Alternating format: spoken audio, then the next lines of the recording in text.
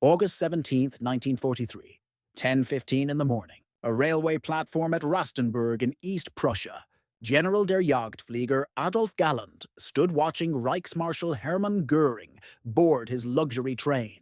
They'd just finished a conference about Luftwaffe fighter operations, and Galland needed to deliver critical intelligence before Göring departed. Intelligence that would determine whether Germany had any chance of surviving the air war. Intelligence that Göring was about to reject with an order that would seal the fate of thousands of German pilots. The intelligence concerned American fighter aircraft appearing deep inside German airspace, places they shouldn't have been able to reach, places doctrine said were impossible for them to reach. Earlier that same day, Luftwaffe fighters had intercepted a massive American bomber raid targeting Regensburg and Schweinfurt. The engagement had followed predictable patterns at first. German fighters waited at the border. American escort fighters, Republic P-47 Thunderbolts, turned back as expected once their fuel ran low. The bombers continued deeper into Germany without protection. Luftwaffe squadrons attacked. Then something unprecedented happened. More American fighters appeared. Not Thunderbolts. Different aircraft. They engaged German fighters over 150 miles inside Germany, far beyond where any escort should have been able to reach. Galland had collected reports from squadron commanders across the Reich. The American fighters were Lockheed P-38 Lightnings equipped with external drop tanks. The drop tanks extended their range dramatically. This changed everything. Every assumption about safe operational areas, about where bomber formations would be vulnerable, about when escorts would turn back. All of it was suddenly obsolete. Galland approached Göring at the railway platform. He presented his findings directly, calmly, with the precision of a professional officer reporting facts. American fighters with extended range were penetrating deep into Germany. Squadron commanders reported P-38 Lightnings, equipped with drop tanks engaging over Schweinfurt, over Regensburg, over targets that should have been beyond escort range. The tactical doctrine of waiting for escorts to turn back was no longer viable. New strategies were needed immediately. Göring listened. His face reddened. His voice rose. He declared flatly that American fighters had not reached that far into Germany. The reports were wrong. The fighters Galland described must have been damaged aircraft that glided eastward from great altitude after being hit over France or Belgium. They were flukes, anomalies, not evidence of extended range capability. Galland protested. He explained the drop tank system carefully. Multiple squadrons had reported the same encounters on the same day. These weren't damaged aircraft gliding unpowered. These were fighters in full combat capability, engaging German aircraft deep inside the Reich, fighting effectively, shooting down German pilots. Göring cut him off. The Reichsmarschall stated it was physically impossible for American fighters to reach that far inland. Then he gave Galland a direct order. He officially asserted that American fighters had not crossed into central Germany. This was not a suggestion. This was an order. Galland understood immediately. Göring was denying reality. The Reichsmarschall refused to accept intelligence that contradicted his assumptions about Allied capabilities. Galland replied with what witnesses later described as an unforgettable smile. "Orders are orders, sir. The train departed." Galland watched it leave, knowing the Luftwaffe had just lost its opportunity to prepare for a threat that would destroy it. What happened next would doom thousands of German pilots who would die, fighting an enemy they were told did not exist. The losses began immediately after Göring dismissed Galland's warning. On August 17, 1943, the same day as the railway platform confrontation, the Luftwaffe lost approximately 25 to 27 fighters during the Regensburg-Schweinfurt raids. Many fell to the long-range P-38 escorts that Göring insisted were impossible. The twin Schweinfurt-Regensburg mission demonstrated exactly what Galland had warned about. American bombers penetrated deep into Germany with continuous fighter escort far beyond previously observed ranges. German fighters that attacked the bombers were engaged by P-38 escorts appearing from altitude at unexpected distances from England. The exchange was brutal. 60 American bombers were destroyed that day, but German fighter losses and pilot casualties were severe. The mission represented a watershed moment.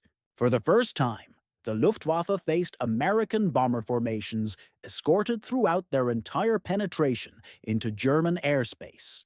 The tactical assumption that escorts would turn back at predictable points had been shattered. German fighter commanders now had to assume American escorts could appear anywhere at any time, far deeper into Germany than doctrine suggested was possible. 3 weeks later, on September 6, 1943, another disastrous engagement proved Galland's warnings correct. A formation of American B-17 bombers struck Stuttgart with P-38 escorts, reaching deep into southern Germany. Major Egon Mayer of Jagdgeschwader II led the interception. Mayer was one of Germany's most successful bomber-destroyers with 57 kills. He'd pioneered the head-on attack against American heavy bombers, recognizing that frontal attacks minimized exposure to defensive fire. On this mission, Mayer's squadron attacked from ahead of the bomber formation as planned. They scored hits on several bombers. Then P-38 escorts dove from altitude. The escorts had been positioned above and behind the bomber stream, waiting for exactly this moment. Mayer's formation scattered. 3 German fighters were shot down in the first pass. Mayer himself barely escaped when a P-38 got on his tail. He pushed his Messerschmitt Bf-109 into a steep dive and outran the heavier American fighter. But 5 of his squadron didn't return. 3 pilots killed, 2 captured after bailing out.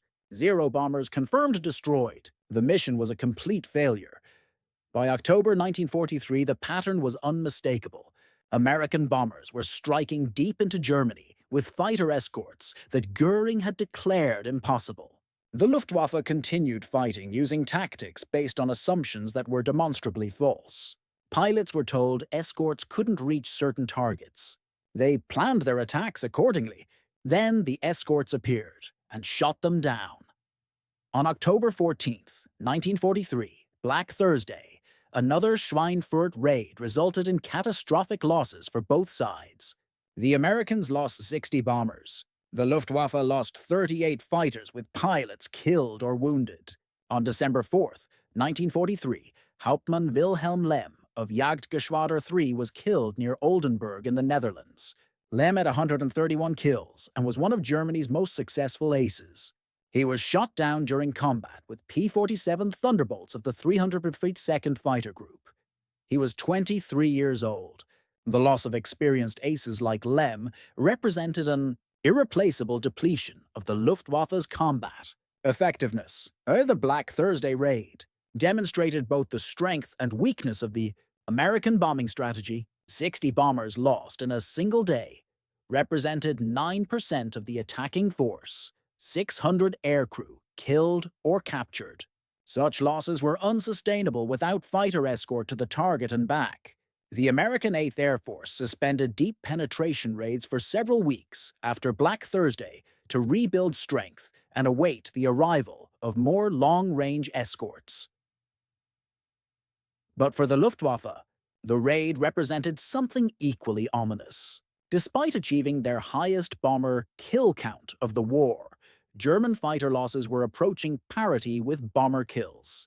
The Luftwaffe had destroyed 60 bombers, but lost 38 fighters and 42 pilots in the process. Before the advent of long-range escorts, the exchange rate had been 3 or 4 bombers destroyed for every fighter lost. Now it was approaching 1-to-1. At that rate, the Luftwaffe would be ground down through attrition long before American bomber strength was seriously degraded. Galland understood the mathematics. He compiled another detailed report in November 1943. The report analyzed monthly fighter losses from June through October. June, 87 fighters lost. July, 106. August, 174. September, 193. October, 224. The trend was unmistakable. Losses were accelerating. Worse, the ratio of experienced pilots to novices was inverting. In June, 60% of fighter pilots had more than 6 months combat experience. By October, only 40% did. The Luftwaffe was losing its most valuable asset. experienced pilots who could survive combat and train the next generation. Galland warned that without immediate intervention, the fighter force would reach a critical breaking point within 6 months. After that point, losses would exceed the training pipeline's capacity to produce replacements. The fighter force would enter a death spiral from which recovery would be impossible. He sent the report to Göring, to the Air Ministry, to anyone in the chain of command who would listen. The response was silence. Göring refused to acknowledge the crisis. The Air Ministry issued directives calling for improved morale and more aggressive tactics. Nobody addressed the fundamental problem that German pilots were outnumbered, outproduced, and increasingly outmatched by better-trained Allied opponents flying superior long-range fighters. Galland documented every loss. He compiled reports. He sent weekly summaries to Göring and the High Command. He described the tactical situation in detail. American fighters with extended range were escorting bombers throughout German airspace. The old doctrine of waiting for escorts to turn back was obsolete. New tactics were needed immediately. Fighter production needed to increase. Pilot training needed to expand. The Me-262 jet fighter should be rushed into service despite development problems. Its speed advantage would allow it to penetrate escort screens and attack bombers. Galland received no response from Göring.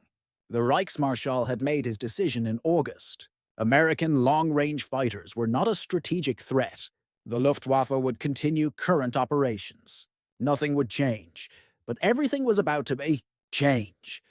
The situation deteriorated through November and December 1943 as American fighter capabilities expanded beyond even what Galland had warned about. Then, on December 1st, 1943, something new appeared over Germany that made the P-38 threat seem manageable by comparison. The North American P-51 Mustang entered combat. The P-51 had been flying for 2 years in various roles. The Royal Air Force used early versions for low-altitude reconnaissance and ground attack. The United States Army Air Forces used them in North Africa and the Mediterranean. But these early Mustangs had Allison engines that performed poorly at high altitude. They couldn't escort bombers in the stratosphere where the air war over Germany was fought. German intelligence knew about these early Mustangs. Luftwaffe analysts had concluded they posed no threat to high-altitude bomber operations. Then, North American Aviation installed the British Rolls-Royce Merlin engine in the Mustang airframe. The Merlin had a 2-stage supercharger that maintained power above 30,000 feet. The combination of the Mustang's efficient aerodynamics and the Merlin's high-altitude performance created something extraordinary. An American fighter that could fly as high as any German fighter, faster than most German fighters at altitude, turn with German fighters in a dogfight, and with twice the range of any previous escort. When fitted with 2 external drop tanks, the P-51 could fly over 800 miles from its base, spend time in combat over the target, and return home. Berlin was 600 miles from England. Every industrial target in Germany was now within reach of escorted daylight bombing. On December 1st, 1943, the 354th Fighter Group flew the first P-51B combat mission over Europe from Boxted Airfield in England. The unit had received its aircraft only days earlier, having trained on P-39 Airacobras back in the United States. Many pilots had less than 5 hours in the P-51 before their first combat mission, but the aircraft was intuitive to fly and forgiving of pilot error. It responded crisply to controls, accelerated rapidly, and could sustain high-speed maneuvering without losing energy. American pilots who'd flown P-47s described the Mustang as flying like a fighter, half its weight. On December 5th, the P-51s escorted bombers to Amiens in northern France. On December 11th, they reached Emden on the German coast. On December 13th, 1943, they achieved a breakthrough that changed the air war permanently. 55 P-51 Mustangs escorted B-17 bombers to Kiel, 480 miles from England and 240 miles inside Germany. The mission lasted 4 hours and 30 minutes. The Mustangs engaged Luftwaffe interceptors over the target and shot down 6 German fighters without loss. American bombers struck U-boat construction facilities with minimal interference. The mission proved that American heavy bombers could now reach any target in Germany with fighter protection. The escort problem that had plagued the strategic bombing campaign since 1942 was solved. Galland recognized the threat immediately.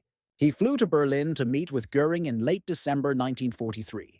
He presented intelligence on the P-51, technical specifications, performance data, combat reports from pilots who'd engaged the new fighter. The P-51 was faster than the Bf-109 and Focke-Wulf 190 at all altitudes. It could turn with German fighters. It had longer range than any previous escort. With external drop tanks, it could reach any target in Germany. Galland recommended emergency measures. All available resources should focus on fighter production. The Me-262 jet program should receive top priority. Training should be accelerated despite fuel shortages. Germany needed to adapt immediately or face strategic defeat in the air war. Göring dismissed the concerns. He stated the P-51 was just another American fighter. German pilots were superior. German tactics were superior. The Luftwaffe would prevail through skill and courage. Galland argued. He showed Göring the intelligence reports. He explained what would happen if P-51s escorted bombers to Berlin. Göring refused to listen. The meeting ended. Galland returned to his headquarters knowing the Luftwaffe had sealed its own fate. The American strategic bombing campaign intensified through January and February 1944. P-51. Mustangs appeared in growing numbers. They escorted bombers to Frankfurt, to Leipzig, to targets throughout central Germany. Luftwaffe losses climbed steadily. Then on February 20th, 1944, the Americans launched Operation Argument, later known as Big Week, 6 days of concentrated attacks on German aircraft factories. The goal was to destroy the Luftwaffe's production capacity and force German fighters into battle where they could be annihilated. Over 3,500 American bombers struck targets across Germany, all escorted by swarms of P-38, P-47, and P-51 fighters. The Luftwaffe committed everything to stopping the raids. Every available fighter squadron threw itself into the battle. Experienced aces flew multiple sorties per day. New pilots with minimal training were rushed into combat. The casualties were catastrophic.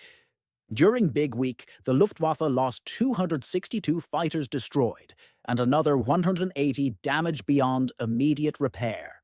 Pilot losses were even worse. Approximately 100 pilots killed, 90 wounded, 43 missing. Among the dead were squadron commanders, flight leaders, and experienced combat veterans who couldn't be replaced. Major Egon Mayer, who'd survived the September 6th disaster, was killed on March 2nd, 1944, shot down by P-47 escorts over France. He had 102 kills. He was 29 years old. Hauptmann Kurt Ubben of Jagdgeschwader 3 was killed on February 22nd during a bomber interception over Brunswick. He had 110 kills. He was 24 years old. These weren't novice pilots. These were the core of Germany's fighter expertise, the men who trained new pilots, the leaders who organized effective tactics, the aces who could engage multiple enemies and survive. They were dying at rates that made replacement impossible. Galland watched the casualty lists with growing despair. A fighter pilot needed 6 months of training to be minimally competent, a year to be good, 2 years to be excellent. Germany was losing pilots with 2, 3, 4 years of combat experience, replacing them with pilots who had 3 months of training. Some new pilots arrived at frontline squadrons with less than 200 total flight hours. They faced American pilots with 400 to 500 hours of training. The skill gap was enormous. The outcome was predictable. New German pilots survived an average of 5 combat missions. 5 missions. Then they were killed or wounded. The Luftwaffe was being destroyed not just through losses of aircraft, but through the systematic annihilation of its pilot corps. The training crisis had complex causes. Germany had never planned for a long war of attrition. The Luftwaffe training system in 1939 had been designed to produce a steady stream of replacement pilots for a force that would achieve quick victories through tactical superiority. It assumed that experienced pilots would survive to lead new pilots and pass on combat knowledge. It assumed that fuel for training would always be available. It assumed that training airfields would be safe from enemy attack. By 1944, all these assumptions had proven false. Experienced pilots were dying faster than they could train replacements. Fuel allocations to training schools had been cut repeatedly to prioritize frontline operations. Allied fighters and bombers attacked training airfields, destroying aircraft and killing instructors. The training pipeline that had produced excellent pilots in 1940 had collapsed into a system that sent barely competent pilots to their deaths. Galland tried desperately to fix the training system. He requested increased fuel allocations for flight schools. He recommended pulling experienced pilots from combat for instructor duty. He proposed shortening the operational tours of highly skilled pilots so they could survive to train the next generation. Every request was denied. Göring insisted that all available resources go to frontline operations. Germany needed fighters in combat, not in schools. The Reich couldn't afford to pull experienced pilots from battle to teach when those pilots were needed to defend against daily American raids. This logic was superficially correct, but strategically suicidal. By refusing to invest in training, Germany ensured that its pilot quality would decline continuously until the force could no longer function effectively, regardless of how many aircraft were produced. The Americans understood this dynamic and exploited it ruthlessly. In early 1944, General James Doolittle, who'd taken command of the 8th Air Force in January, changed the fighter escort doctrine. Previously, American fighters had been ordered to stay close to the bomber formations and provide direct protection. Doolittle gave his fighters freedom to pursue German aircraft aggressively. Fighter groups were sent ahead of bomber formations to hunt for Luftwaffe fighters while they were forming up. Mustang groups were tasked with strafing German airfields to destroy aircraft on the ground. The goal was not just to protect bombers, but to destroy the Luftwaffe completely by killing pilots and destroying aircraft wherever they could be found. The new doctrine was devastatingly effective. German pilots faced American fighters not just over the target, but throughout their entire mission. Taking off from their airfields, they could be attacked during climb-out. Forming up, they could be bounced by roaming Mustang patrols. Approaching the bombers, they had to fight through escort screens. After the engagement, returning to base with damaged aircraft and low fuel, they could be pursued and shot down. There was no safe phase of operations. American fighters were everywhere, and they had the numbers, performance, and pilot quality to dominate every engagement. On March 4, 1944, the strategic situation reached a point of no return. American bombers struck Berlin for the first time with full fighter escort. Over 600 heavy bombers attacked the German capital. Escorting them were 174 P-51 Mustangs that flew the entire 1,100-mile round trip. The Mustangs fought German defenders over the heart of the Third Reich. They shot down 16 Luftwaffe fighters.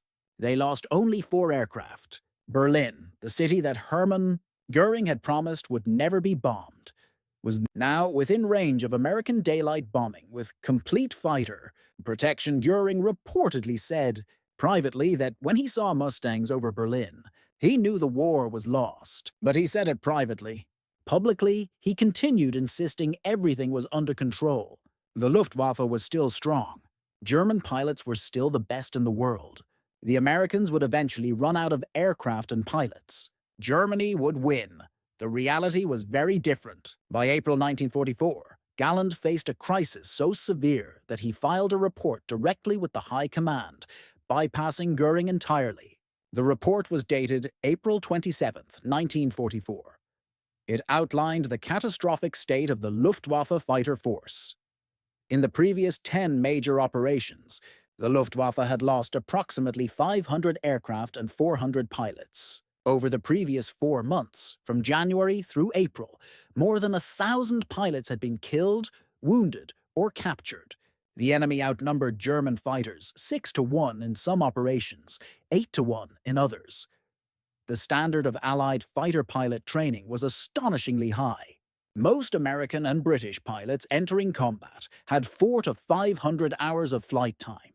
German pilots were being sent into battle with less than 200 hours. Some had less than 150. The training infrastructure had collapsed due to fuel shortages and constant Allied attacks on airfields. Galland stated in his report that he would at that moment rather have one Me-262 in action than 5 Bf-109s. The Me-262 was the jet fighter that Galland had advocated deploying for months.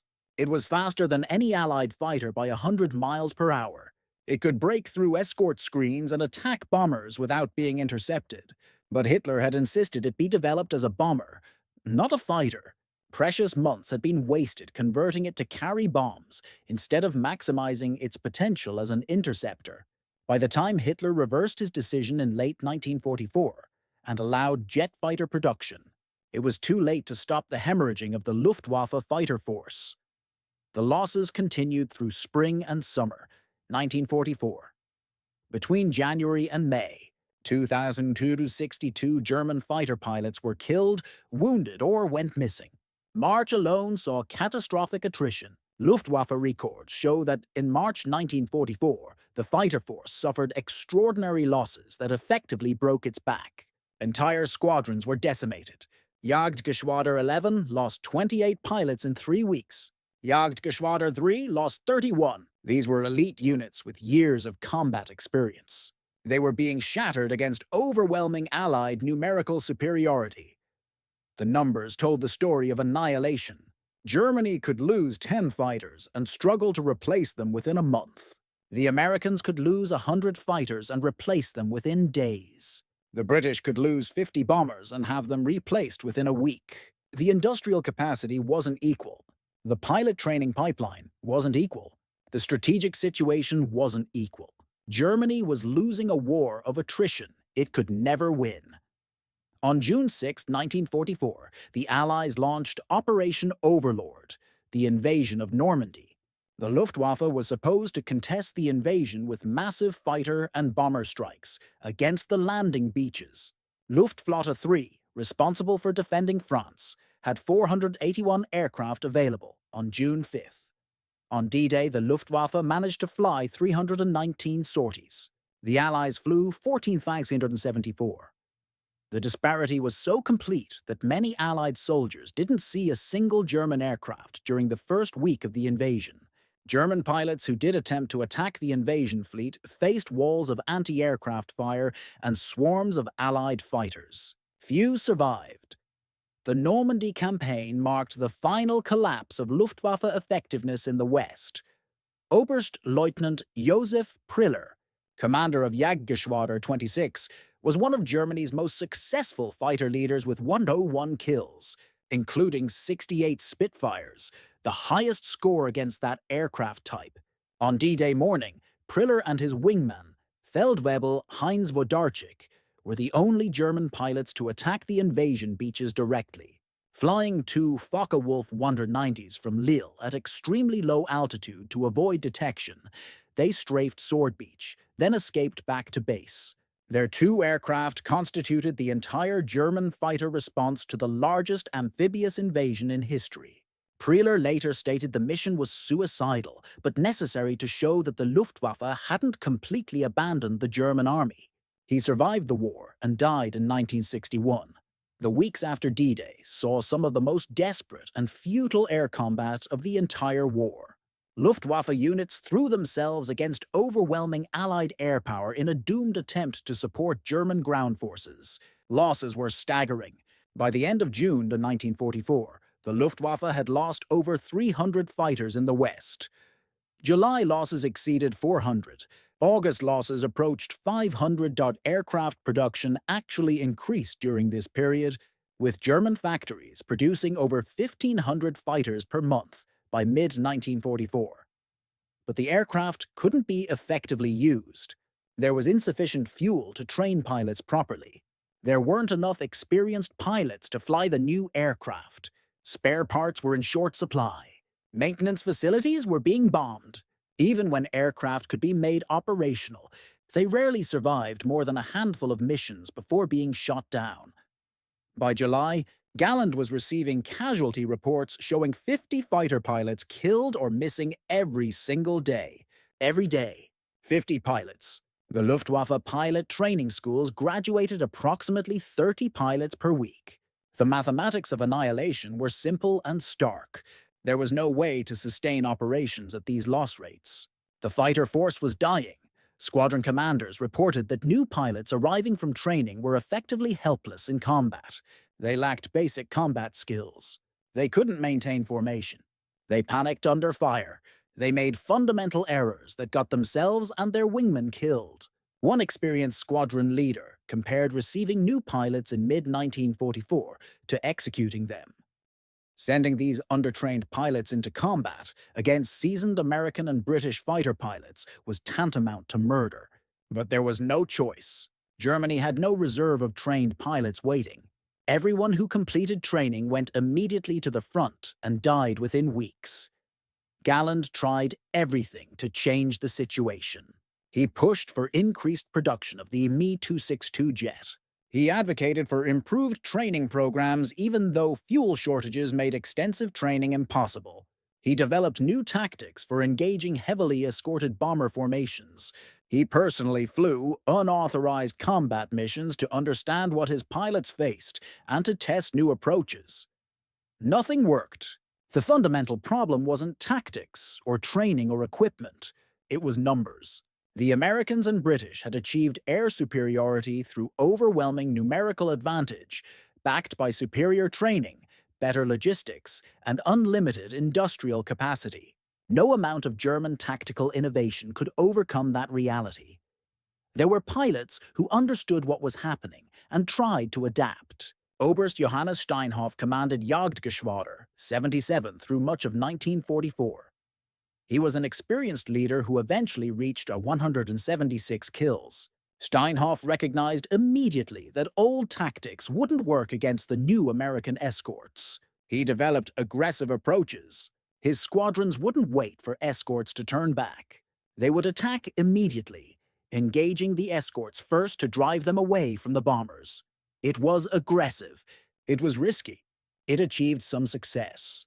But the cost was enormous. Steinhoff's tactics worked in the sense that his unit shot down more enemy aircraft than average, but his losses were also higher than average.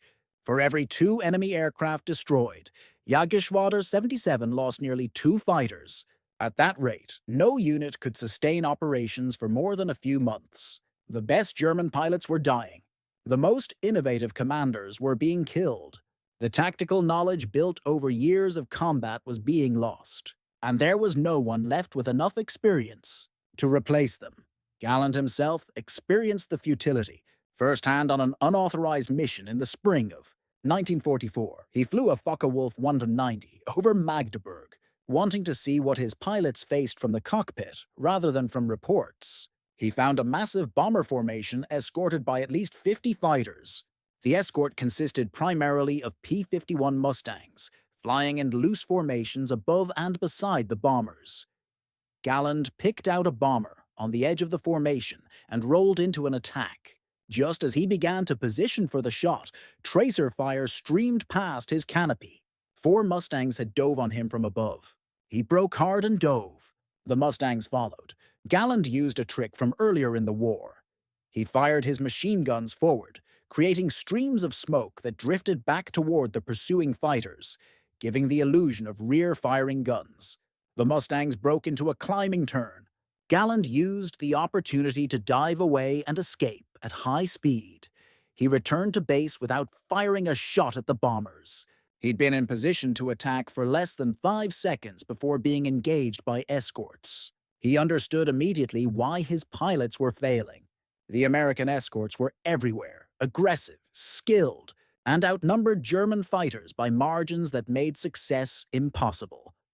By autumn 1944, the Luftwaffe fighter force existed primarily on paper.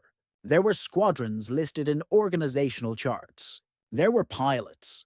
There were aircraft being produced. but there was no cohesive fighter arm capable of defending German airspace. Fuel shortages grounded entire units for days at a time. New pilots crashed during training because they had insufficient flight hours. Aircraft sat on airfields without spare parts for repairs. When squadrons did manage to launch missions, they faced overwhelming numbers of Allied fighters and bombers.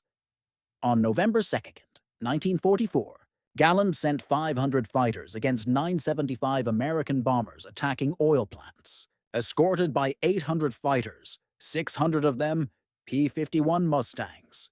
The Americans shot down 98 German fighters, killing 78 pilots. The Americans lost only 50 aircraft total, 30 of them to anti-aircraft guns.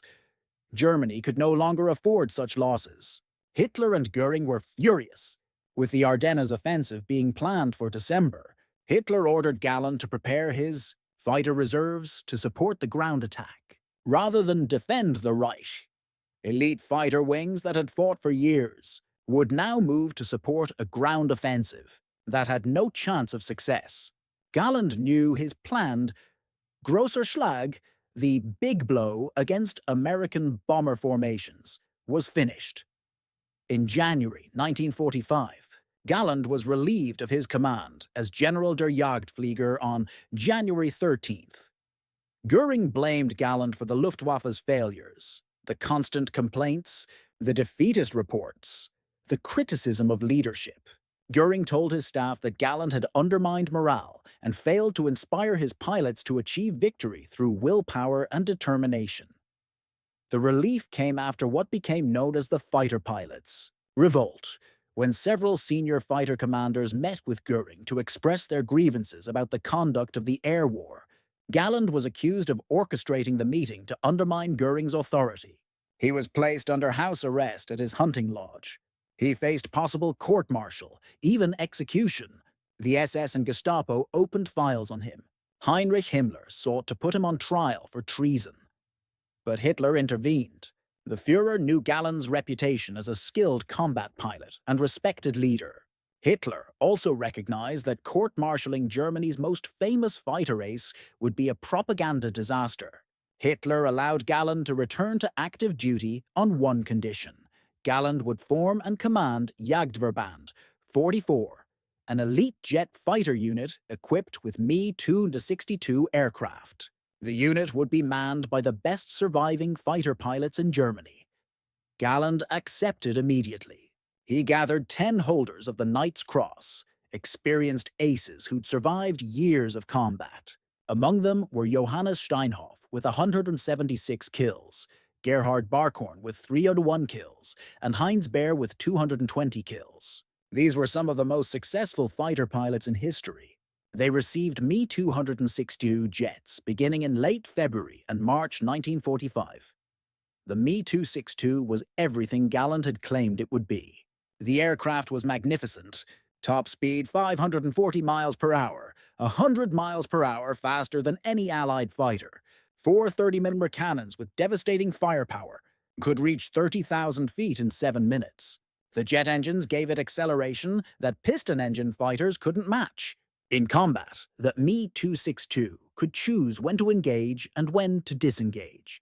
Allied fighters couldn't catch it in level flight. They couldn't catch it in a dive. The only way to shoot down a Me-262 was to catch it during takeoff or landing when it was slow and vulnerable, or to damage it so severely during a head-on pass that the pilot couldn't control it. Allied fighter pilots quickly learned to patrol near known Me-262 bases and attack the jets while they were low and slow.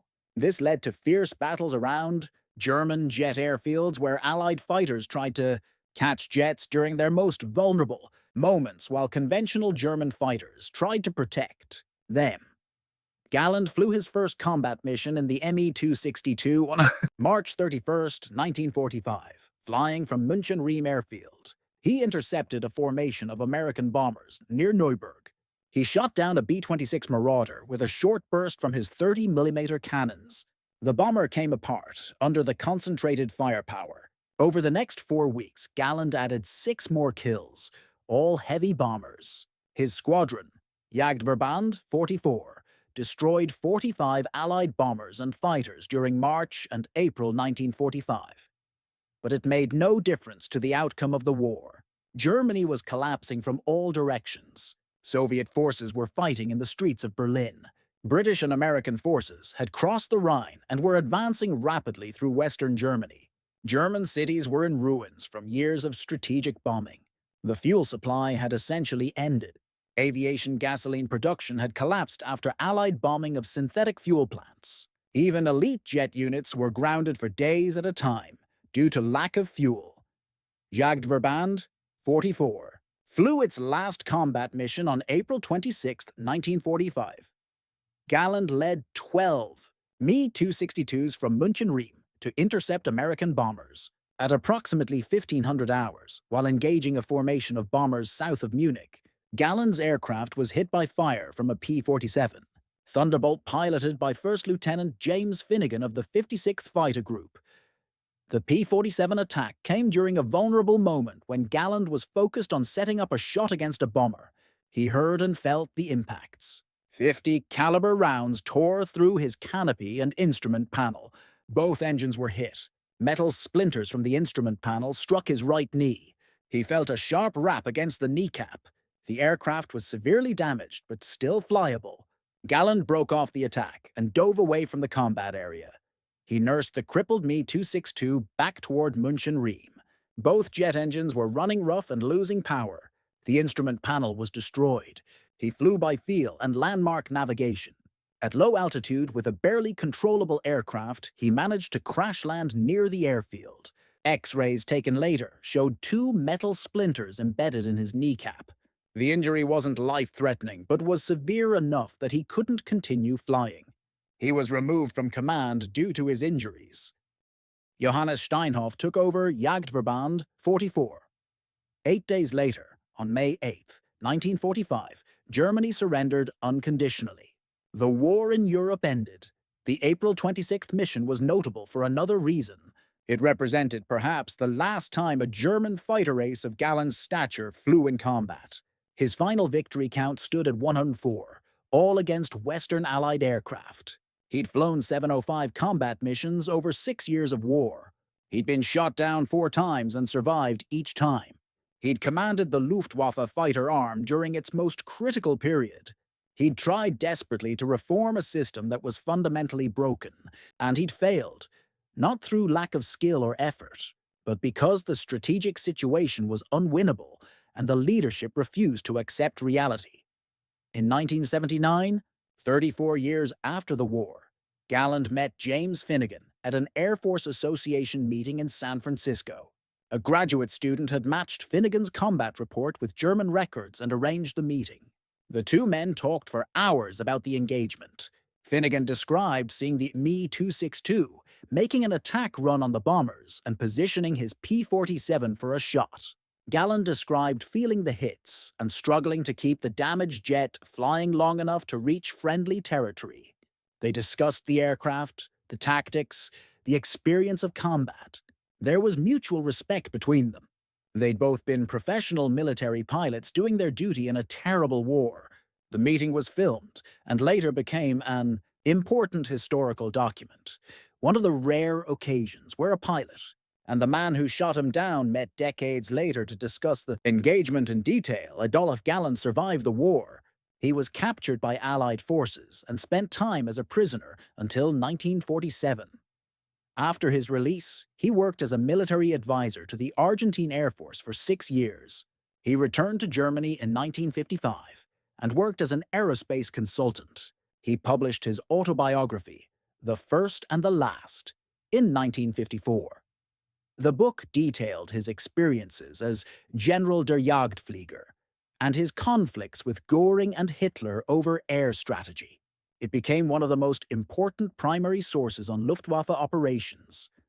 Galland lived until 1996. He died at age 83. In interviews throughout his life, historians asked Galland about the turning point of the air war. When did he know Germany would lose? Galland consistently pointed to August 1943, the moment he tried to warn Göring about long-range American fighters penetrating deep into Germany. He knew then that the Luftwaffe faced a threat it couldn't overcome if leadership refused to adapt. He'd presented evidence, he'd recommended immediate action, and Göring had given him an order that no such threat existed. That decision, Galland argued in later years, cost Germany any chance of maintaining air superiority. If the Luftwaffe had adapted in August 1943, when P-38s with drop tanks first appeared, perhaps different outcomes were possible. Perhaps more resources could have been allocated to jet fighter production before it was too late. Perhaps training programs could have been expanded before fuel shortages made it impossible.